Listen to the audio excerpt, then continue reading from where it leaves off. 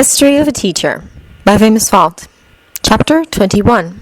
Orphans and Brothers. I can't let you leave, not like this, Raphael protested. Things had turned out the way Rebecca had thought they would. Raphael and Atem had talked long and well before the funeral, something that neither Yugi nor Rebecca had interfered in, although Yugi later told Rebecca that the two men had told each other everything. Raphael now knew Atem's past, and Atem knew Raphael's. Yugi had joked and had told Rebecca that Raphael now probably knew more than Yugi did himself. But truth be told, Rebecca really did think that Atem had told Raphael more than he had ever told Yugi. Rebecca was convinced that the spirit of the ancient pharaoh protected Yugi as much as he could, even from the truth.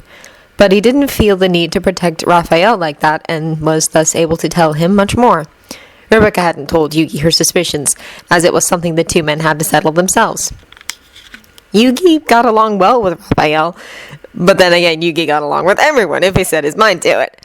In many ways were Yugi and Raphael quite alike. They both had a hard time fitting in, but the few people they had cared about had been everything to them. Rebecca had attended the funeral as only relative, Raphael as only friend, and Rebecca could tell Yugi didn't really know what he counted like. She was sure that her grandfather would have counted Yugi and the pharaoh as friends, but Yugi saw himself as less, an acquaintance perhaps. The rest of the people there were people who her grandfather had worked with before he retired, and some people he vaguely knew from town. No one really had anything to say, and Rebecca was quite sure that the four of them were the only ones really grieving. There had been an oddly calm air over the entire event. Arthur had died in a heart attack, and they hadn't been able to rescue him. An unexpected and sudden death, the way her grandpa had wanted to. She reminded herself of Atem's words on death and how it felt, and they comforted her. At the same time, they troubled her. Rebecca wasn't the one to be engulfed by emotion, and wasn't devastated enough to not have noticed the other side of what Atem had said. I felt it, and in that moment, I didn't want anything else but to enter that place. Yeah, Rebecca had noticed what it meant to Atem. She also knew Yugi hadn't, as he was more affected by emotion than she ever was. She used her head, he was heart, and that was why he often failed to see the suffering of the ancient spirit who did his very best to hide his pain from his lighter, who he did not wish to burden. That, in addition to the death of her last family member, a world she was a stranger in, PTSD among the people she was close to, and the threat of a war that would target her in the same way as the Jews had been targeted in the Second World War, left her with a feeling so heavy and dreadful that only by thinking rationally she was able to keep her head above the water. She felt like she was drowning, but she couldn't let anyone know, just like Atem couldn't let Yugi know. Someone had to be the rock, and she didn't want to put that upon Atem alone. She had never before been more grateful for Raphael's presence. He was the only one that made her feel as if she could stop being the rock for a while and become the flower the rock protected.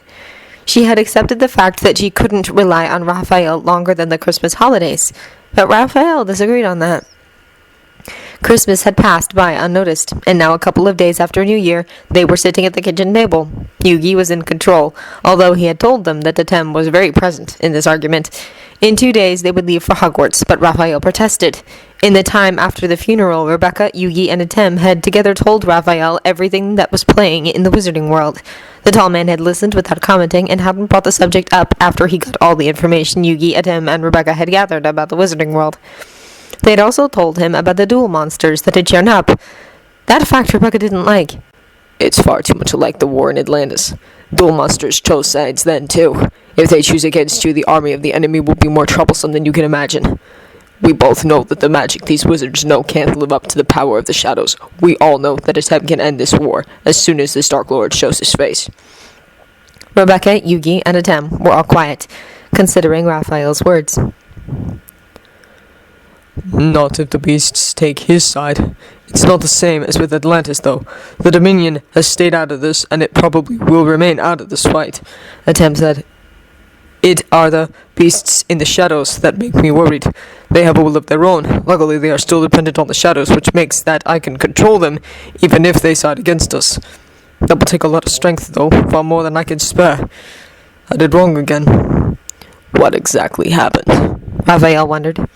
Atem hesitantly told him the entire story about the illusions he put the 5th year through, the illusions he hadn't been able to stop as he fell victim to them himself.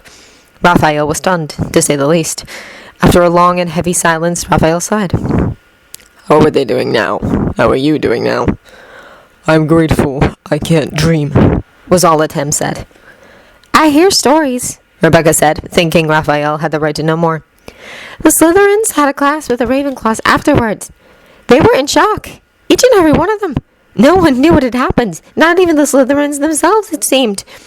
They don't and do remember at the same time. Ginny, a Gryffindor in my year, told me the fifth years can wake up screaming and tell the most horrific stories, as if they've actually lived them. You know, Raphael said, and an odd, sad smile appeared on his face. Once upon a time I was so mad at you because you destroyed your country. I learned it was never your fault, and now I could be mad at you again, but I'm not. You were just human, and humans screw up sometimes. The only difference is that when I screw up, no one but me will notice. But when you do the same thing, everyone around you is affected. That doesn't make me angry. That makes me feel sorry for you. Rebecca smiled sadly. She had come to the very same conclusion. It wasn't fair that so much responsibility was put on one person's shoulders. Atem gave a short nod. Thank you. Then there is a way to rid the world of the shadows. Raphael sighed. I didn't hold that for possible anymore. In theory, it should be possible, yes, Rebecca said. But I don't know how to bring the beasts from the shadows to the Dominion. Or I wait another 5,000 years, Atem suggested. When you're all gone, I'll be stuck in the puzzle again. We'll lose my memory again, and we'll have to start the entire thing over again. Considering all the tomb keepers are dead, that could be hard. At least next time you won't have Bakura against you, Rebecca said, and had patted Atem on the back. For some reason, all three of them laughed at that, though it wasn't funny at all. Rebecca focused back on the present argument. If there is a war coming, I'm not going to let you walk straight into it, knowing you can both die, without being able to do anything myself, Raphael said angrily. I understand that you both feel the need to be part of this war, as it targets you and the people you care about. But it targets the people I care about, too. I won't try to stop you, Raphael, Yugi said, and put his fingers on the edge of the table. But it's not a possibility for you to enter the wizarding world. And even if you make it that far, you can't enter Hogwarts.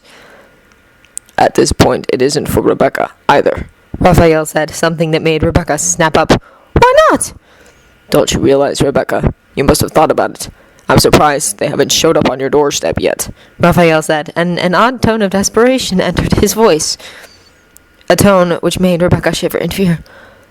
Oh no, Yugi said as he understood. What? Rebecca demanded to know. Tell me! In that exact moment, someone knocked on the door.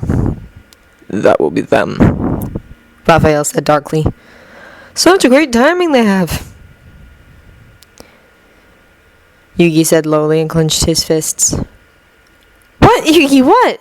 Rebecca asked urgent and fought back the tears of fear in her eyes. Rebecca, the reason I ran away after the accident in the tomb was mostly out of anger and grief, but there was a second reason. Yugi fell silent as Raphael entered the room again with a skinny man in glasses at his heels. Yugi, Rebecca, this is Sean Daniels from Social Services. Raphael introduced them. Rebecca felt as if the world around her came crashing down. Social Services. She was used to being an orphan, but she had always had a grandfather, and had never felt like one. Now the lack of family she had was more clear than it had ever been before. Really, Yugimoto? Such a pleasure to meet you. And you too, of course, Miss Hawkins, the man said, and nervously played with his glasses. Yugi nodded silently and stayed put. He became the person he was every time someone threatened anyone he cared about. A tougher person that had never been present before his years hunting a Death Eater. It was when Yugi was in that state of mind that he was more like Atem than ever before. Resolute Yugi put his feet on the fourth and last chair at the table, as Raphael sat down without offering the man a seat. Yugi gave the man a devilish sweet smile, and Rebecca bit back a laugh. She was him grateful. Raphael sat straight and crossed his arms. Rebecca put her arms on the table and rested her head on them. All four of them, Rebecca was sure, gazed up at the man from the government. I can see that there is a hostile attitude towards me, but I'm not here to... Rebecca interrupted him. If you were going to say that you are not here to tear a family apart, then you better keep quiet, because that's the exact reason you're here. Rebecca, that is not what I was going to say. You have no family left to tear apart anymore. Someone could just as well have hit her in the face. Never had Rebecca's attitude towards a person shifted so quickly. First, she had found the man pathetic, someone easy to make fun of. But now she despised him. Raphael stood up as if stung, placed both hands on the table, and leaned forward. He opened his mouth to say something, but Rebecca was faster. She had never had trouble finding the right words, but this time she took inspiration from Yugi's classes. "Isn't it funny?" she wondered. The man looked confused. What is? "When you entered the room, you were introduced as Sean Daniels. Now you expect me to call you Mr. Daniels. You can't deny that, as it is a form of respect. I probably would call you that. You show me respect by calling me Miss Hawkins when you greeted me. Now, people often say, please don't call me by my surname, use my first name. And until that point, you are not supposed to use a person's first name. You didn't say that, which made you come over distant, cold, and uncaring. However, you know that it will complicate your work if I don't like you, so you chose a substitute, a very unwise one. You used my first name to show that you actually knew who I was. But to me, it just showed that you expect more respect from me than you have for me. Funny, isn't it? Older people can choose when to stop paying respect for their younger, but not the other way around. And then they complain that today's kids have no manners." Yugi laughed and did little to hide it. "Mr. Daniels, I suggest you use your words more carefully. There are few people in the world as good with them as Rebecca is. Oh, and before I forget, tell me your definition of family." People who share the same DNA are family, he said, full conviction. Let me guess, Raphael said, and said then again.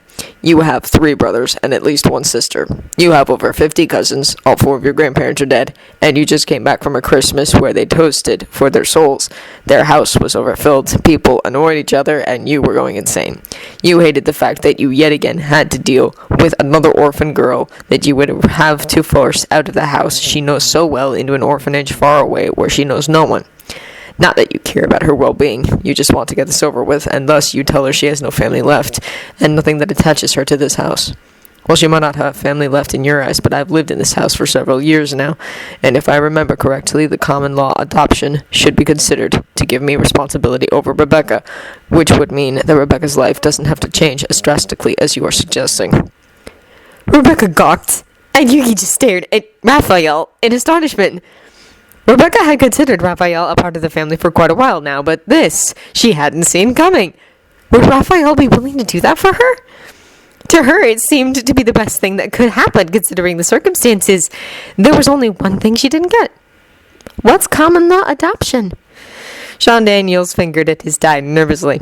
Common law adoption is an adoption which has not been recognized beforehand by the courts, but where a parent, without resort to any formal legal process, leaves his or her children with a friend or relative for an extended period of time.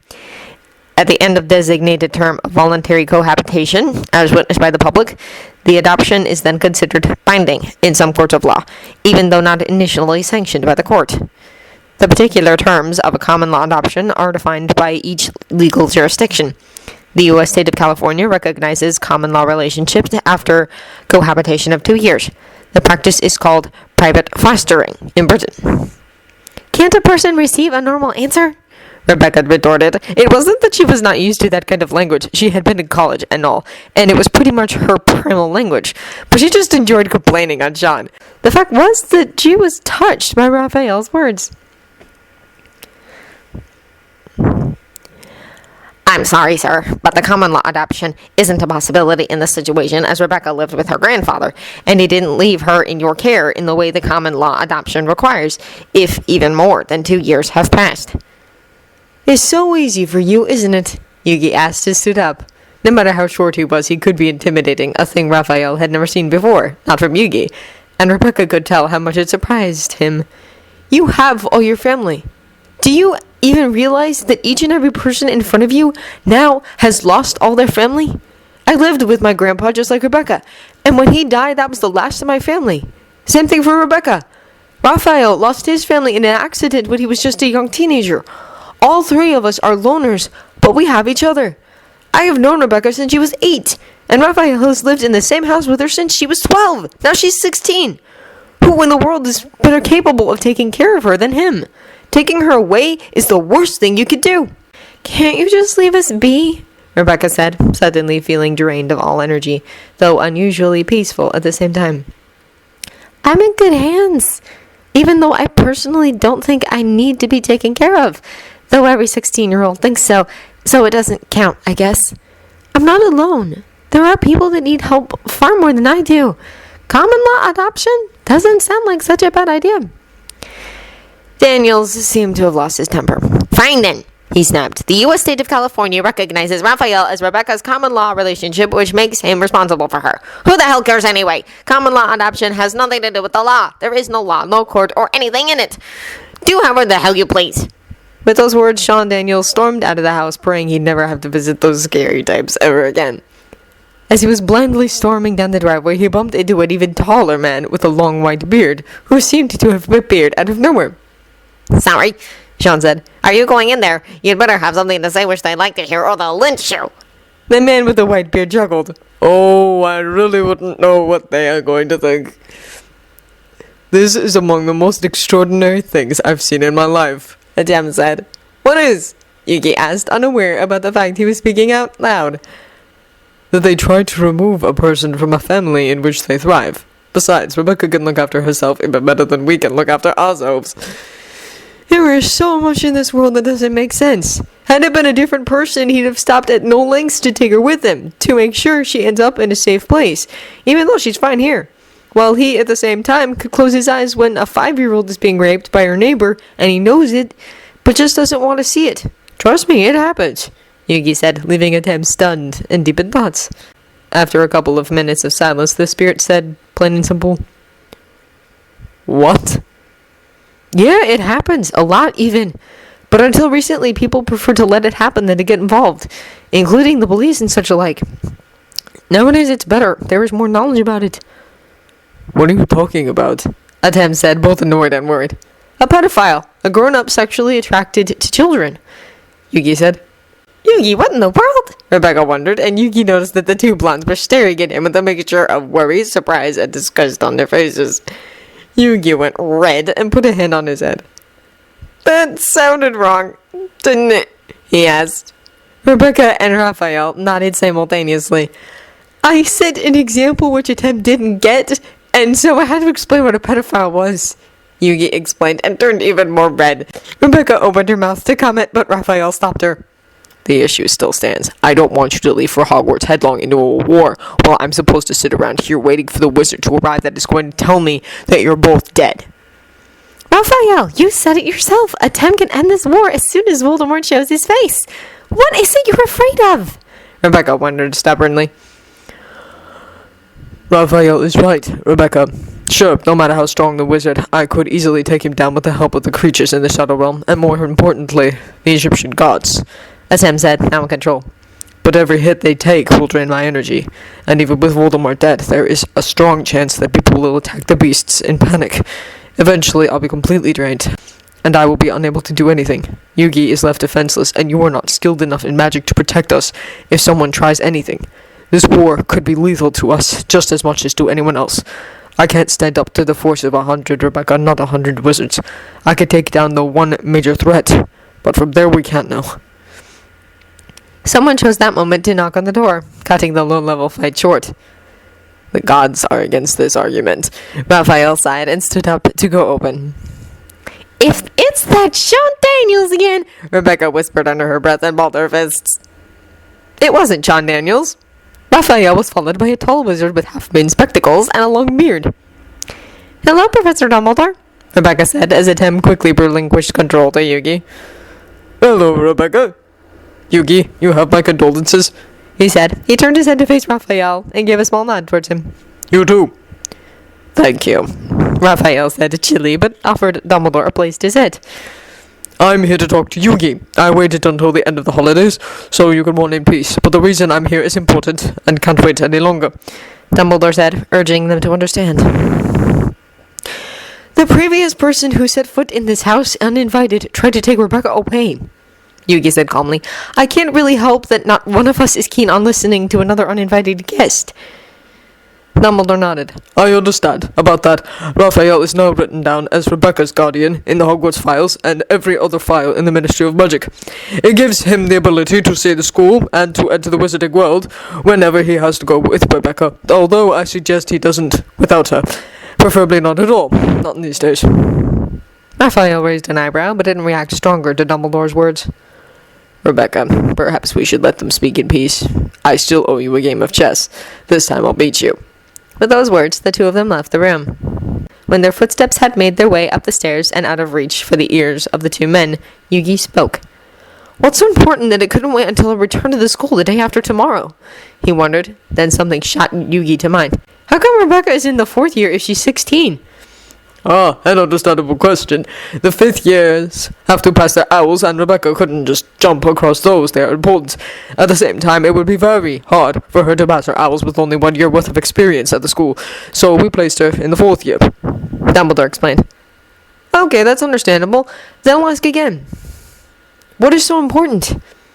It regards Harry Potter, Dumbledore stated. You see, I fear he has a link. A link? Yugi raised an eyebrow and crossed his arms. Yes, a link between his mind and that of the Dark Lord. I fear that Voldemort will use this link to possess Harry as soon as he becomes aware of its existence. With bad luck, he already is aware, and then all we can do is pray that he's too afraid to do anything with it. Dumbledore said, his tone low, as if afraid someone would be listening in. Yugi shook his head. What do I have to do with that? Something the spirit said, or actually did. Dumbledore explained. He stated that he is a far better alchemist, that I am a legilimist. When I tried to invade your mind, I was brought to a place that was far from your mind, a place where he had the advantage. My plan was to have Severus teach Harry occlumency, but the Dark Lord is used to people trying to protect their mind, like with occlumency, and much skill is required to keep him out. The spirit's method, however, is foreign to Lord Voldemort, and if Harry would be able to master it, Voldemort won't know half as much as he could learn if he was able to control Harry's mind. Atem didn't have to ask. Before he could, Yugi relinquished control to him. No wonder you fear possession so much, Atem said. Everyone can possess anyone at all times. People can choose if they want to possess someone. How despicable. It's a dreadful state of living. The only reason me and Yugi are doing alright is through well-developed communication and patience. We must be unique to you, aren't we? Dumbledore nodded. Your coexistence has often rocked everything I know about possession. I can't help but see it as a crime, a terrible disgrace. It is, Atem said. And I'd do anything to give Yugi his life back, but unfortunately I can't.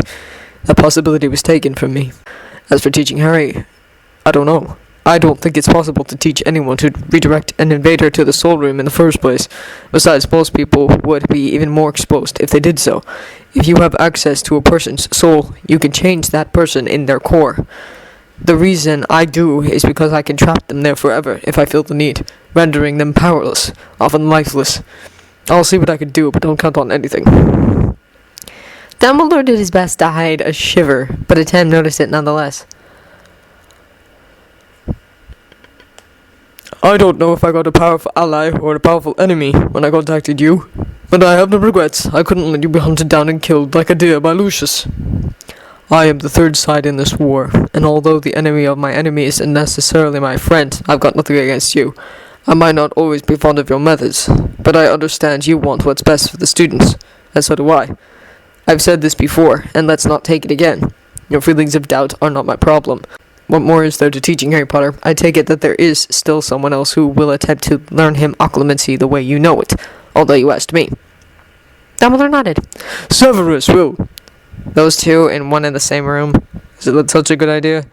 Atem asked and juggled. Severus Snape is very good at both legilimens and occlumency. He'll be a fine teacher, Dumbledore said with full conviction, but Atem held back a sigh. The headmaster wasn't telling the entire truth, and the fact remained that Snape and Potter had a war going on. A war that only the two involved really understood. Okay, just tell me when and where. I don't mean to be rude, but I'm quite sure we all prefer to be alone at the moment, and I'd like you to leave. I'm sorry I didn't offer you a drink. Atem said, and gave a quick smile. Severus's office, starting Monday 6 o'clock. I trust I don't have to tell you that no one needs to know, especially not Dolores Umbridge. Dumbledore added. Dumbledore, I often make mistakes, Atem said, and a shadow crossed his face. But I know when to keep my mouth shut. When Missy had taken the white cloth with its unknown content, she had been disgusted by it, despite its appearance, which showed that the young man who had given it to her had taken great care of it. She had had a hard time doing her best not to wipe her hands off, which she really had wanted to. Both from the reaction of her husband and her son, Missy had known that the man was harmless, despite his appearance, but Cole attracted so much weird things that Missy had become slightly paranoid when it came to her son. When she had come home, she had put it on the kitchen table so carefully that it could have been a bomb, and to her, it had felt no less dangerous. They had put everything they had bought in its place, and it hadn't taken long until that little white package laid alone on the table that had suddenly felt very big. Before Cole had the chance to ask about it, his mother had put him to bed and wished him good night. With dread in her heart, she had walked down the stairs. She knew she had been overreacting, but for some reason that lightweight little thing she had received from a complete stranger felt ominous, and most of all she wanted to throw it in the trash without ever having to know what it was in it. "Mom," her older son said when she walked into the kitchen again, "is it true you, Dad, and Cole walked into Yugi Moto on the streets of London? Or is Dad joking?" "Not only is your dad telling the truth, Theo, but your brother also received a gift from this person you all seem to know so well, but I've never heard of before." Missy sighed and sat down as she pointed at the package wrapped in the soft cloth. "Mom, had you shown more interest in what interested me, you don't," Theo said jokingly. "I learned a lot from that guy, and so have many others, even though he probably doesn't know that. Yugi Moto is nothing short of a legend in the dueling world."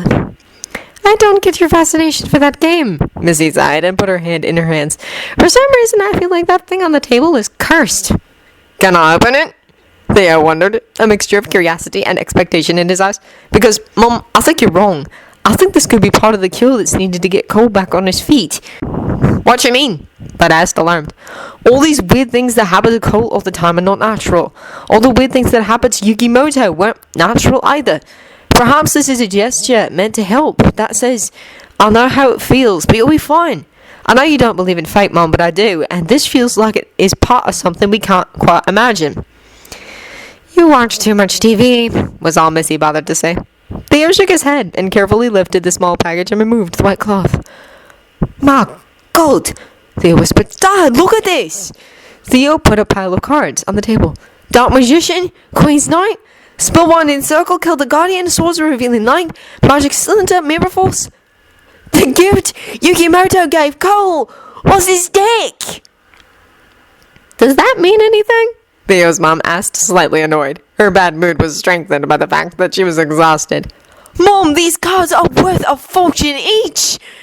Theo said. "If anyone knows that these are Cole's, he could get into big trouble." "Then we don't give them to him and throw them away," Missy said, still convinced that it was the best idea, but Theo viciously shook his head. "Mom, you can't do that. If you really want them out of this house, I'll track down Ryobakura, Kujaku Mai, or someone who knows Yugi, or perhaps even Yugi himself, although he doesn't want to be found." "But what did he say when he gave Cole the cards?" Theo asked, as he kept looking through the cards with a great deal of respect in his eyes.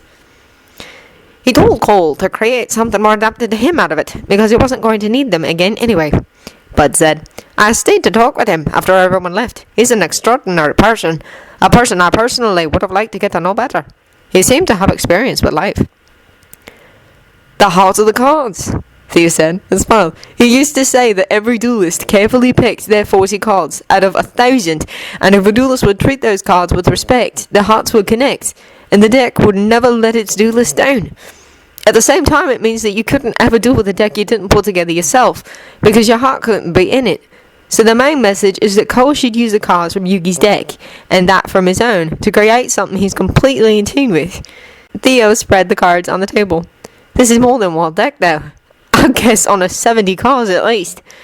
That's not Yugi's, is it?" Bud wondered and pointed at a card with a great black dragon on it. "Isn't that... I forgot his name. It's Katsuya Jinoichi's. He died when the tomb collapsed 4 years ago. He and Yugi were close friends. It's not surprising Yugi held the card after Jinoichi died."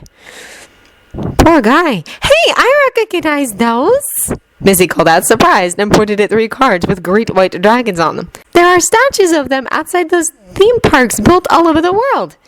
Theo nodded. "Those were Seto Kaiba's. They were the cards he treasured most. There are only 4 of them in the world. Seto Kaiba died in the collapse too. His younger brother survived, and he sold the Kaiba Corporation to Schroeder Corporation, under the condition that the von Schroeder brothers would keep the existent Kaiba land running under the same name without disturbing the plans Seto Kaiba had made for them. Until this day, the Schroeder Corporation has kept its promise. Not that they should feel the need to change the theme parks. They run with steady profit just as they are." Rumor is that Seto Kaiba had made a plan to build one in Scandinavia, and that Siegfried von Schroeder does his best to have it built according to Kaiba's plans sometime next year.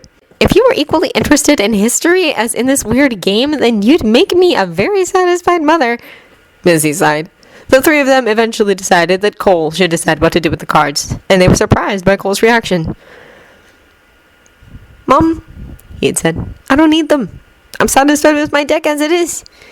Naturally, Cole and Theo had some serious brother bonding time, spending all their spare time with the cards that the king of games himself had given the younger. Do you see this card? Theo could say. It was used by Yugi during the Duelist Kingdom against Pegasus. What does he say? Cole often asked, since the kanji on the cards were impossible for him to understand. The consequence was that Theo would use his computer to translate each and every card. Theo would tell colorful stories about duels which Missy didn't understand in the least, but fascinated Cole. Her two sons had always been very distant from each other. They used to treat each other like strangers more than brothers, but this one gift had caused the two to spend more time with each other in just a couple of days. Time than they had ever before. She was grateful. One day, though, Cole commented on one of the white dragons, which his mom had recognized. The blue-eyed white dragon was Kaiba's. Why doesn't his brother have it? They shrugged.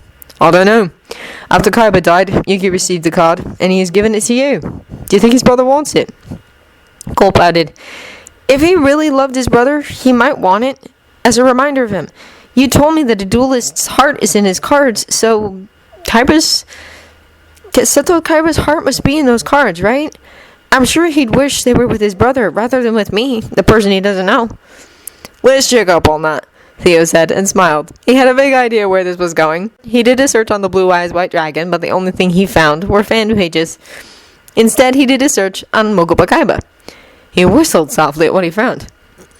Aye, go, let's go swinging, Theo said, distracted. If you go put on your warm clothes, then I'll tell Mom and Dad we're going to the playground, okay? But what about your friends? Won't you be ashamed of me? Cole asked, surprised, but Theo shook his head. My friends can think whatever they want. I want to go play with my little brother. As thank you, Theo received a big hug, and Cole ran up the stairs. Theo's mom, who had been in the kitchen herself, looked at her oldest son proudly, but asked, Why go swinging so suddenly? It's getting late. Mom, have a look at this, Theo said, and turned the screen toward her. Mokuba Kaiba promises a reward of $1 million to anyone who can find a single one of his brother's blue eyes. I don't think Yugi knew that.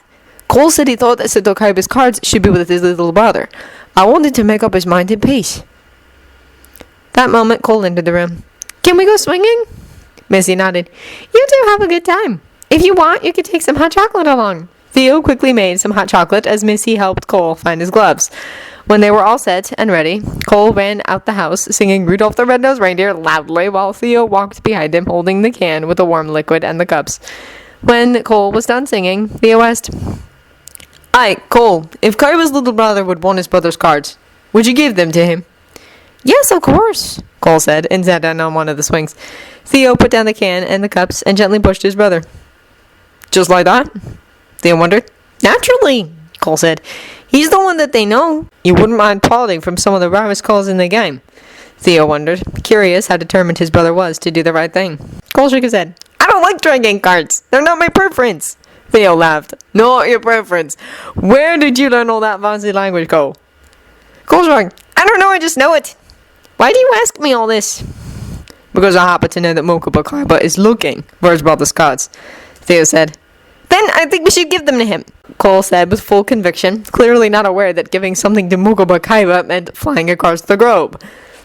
The rest of the evening, the two spent swinging, talking, and drinking hot chocolate until Cole started to yawn. Then they both made their way home, silently. As soon as they set foot inside, Missy chased her youngest son into bed, while Theo went to talk to his dad. Hey, Dad, do you think there is a possibility for me and Cole to get a trip to Japan as a Christmas gift? Cole wants to give those 3 cards to the younger brother of their original owner, doesn't he? Bud said inside. That kid always has to do the right thing.